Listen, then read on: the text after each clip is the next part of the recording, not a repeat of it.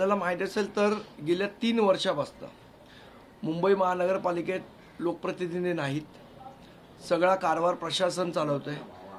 खरं तर महानगरपालिकेची 2 चाकं आहेत ज्याच्यावर महापालिका चालते, एक लोकप्रतिनिधी आणि एक प्रशासन।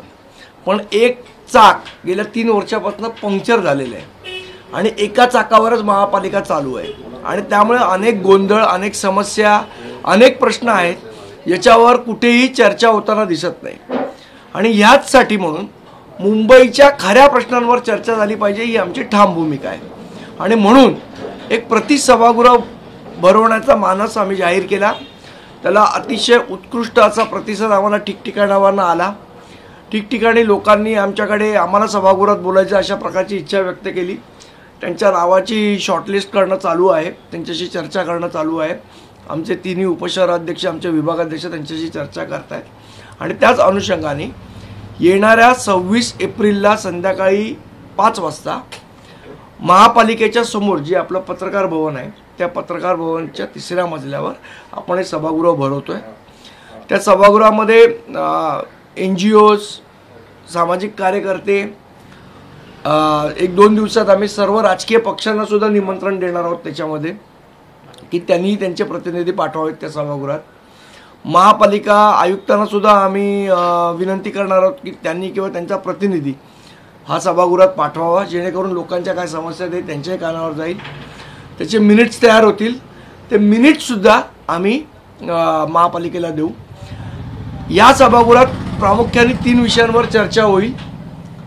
ते 3 विषय आहेत मुंबईचे सर्वात महत्त्वाचे, एक रस्ते, दुसरं आरोग्य आणि तिसरं आपत्कालीन व्यवस्था। या 3 विषयावर चर्चा होईल। त्याचप्रमाणे प्रतिमहापौर जे असतील त्यांच्या संमतीने आयत्या वेळचे काही विषय जर कोणी मांडले तर त्यांनी जर संमती दिली तर त्या विषयावर सुद्धा चर्चा होईल। आतापर्यंत साधारण किती जणांशी संपर्क झालेला आहे आणि किती साधारण असं आहे की जवळजवळ 100 ते 150 लोकांनी आम्हाला संपर्क साधलेला आहे, पण एवढ्या सगळ्यांना बोलता येणं शक्य नाही। त्यामुळे आम्ही 15 ते 20 जण या सभागृहात, 15 ते 20 जण पुढच्या सभागृहात, 15 ते 20 जण त्याच्या पुढच्या सभागृहात अशा पद्धतीने त्याची विभागणी करतोय। कारण प्रत्येकाला जरी आपण 5 मिनिटं दिली आणि 20 लोक जरी बोलली तरी ती 120 मिनिटं म्हणजे जवळजवळ 2 तास जातात आणि 5 मिनिटं बोलल्यावर 5च मिनिटात होतं असं नाही। तर त्यामुळे साधारण आम्ही जो वेळ पकडला तर 2 ते 2.5 तासामध्ये सभागृहाचा कालावधी असेल असं आम्ही पकडलेलं आहे, थोडंसं पुढे मागे। मुंबईच्या सगळ्या ज्या समस्या आहेत त्या मार्गी लागतील असं वाटतं तुम्हाला? नाही, मुळात काय आहे, समस्या मार्गी लागतील नाही लागतील माहीत नाही, त्या प्रशासनावर पण आहे। पण या चर्चेंना आवाज तर उठवला पाहिजे कोणीतरी। जर तुम्ही आवाजच उठवणार नसाल चर्चांवर तर मग त्याच्यामध्ये लोकांचे जे प्रश्न आहेत त्याच्यावर चर्चा कुठे होणार? आज कुठलंच माध्यम इथे अवेलेबल नाही की ज्याच्यावर चर्चा करावी लोकांनी, त्यामुळे हे माध्यम उपलब्ध करून देण्याचा आमचा प्रामाणिक प्रयत्न आहे। सनीजी, आणखी एक महत्त्वाचा मुद्दा आता सध्या पुढे येतोय, असं कळतंय की केंद्र शासनानं सगळ्या देशभरामध्ये हिंदी भाषा ही 3री भाषा म्हणून कंपल्सरी केलेली आहे। मला असं वाटतं की स्थानिक भाषा ही अतिशय महत्त्वाची आहे आणि हिंदी ही जर आपल्या राज्यघटनेत आपण बघितलं तर जेवढ्या भाषांना रिकग्नायझेशन केंद्राने दिले त्यापैकी एक भाषा हिंदी आहे। मग तुम्ही हिंदीच भाषा कंपल्सरी का करताय? लोकांना चॉईस द्या ना, त्यांना हिंदी शिकू दे, कन्नड शिकू दे, तामिळ शिकू दे, गुजराती शिकू दे, दुसरी कुठली भाषा शिकू दे। हिंदी कंपल्सरी करण्यामागे काय उद्देश मला अजून कळलेला नाहीये आणि ती का कंपल्सरी करावी याचं कारणही कळलेलं नाही। आज मुंबईमध्ये ठाकरे गट हंडा मोर्चा काढताय, आज केवॉर्डामध्ये सुद्धा अंधेरीला हंडा मोर्चा काढला जातोय।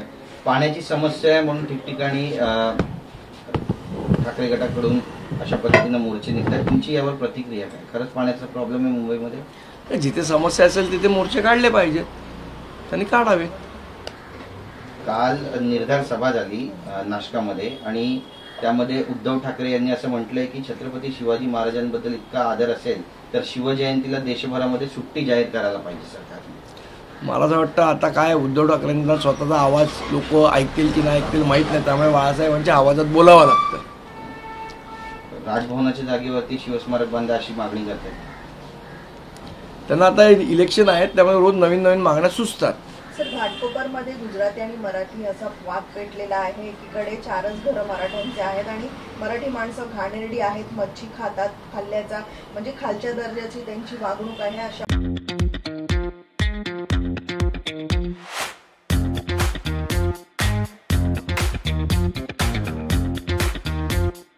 पद्धतीचा एक वाद जो आहे समोर येताना पाहायला मिळतोय.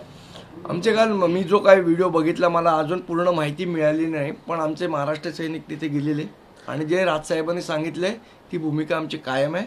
जिथे मराठी माणसावर अन्याय होईल तिथे कानाखाली आवाज बसेल.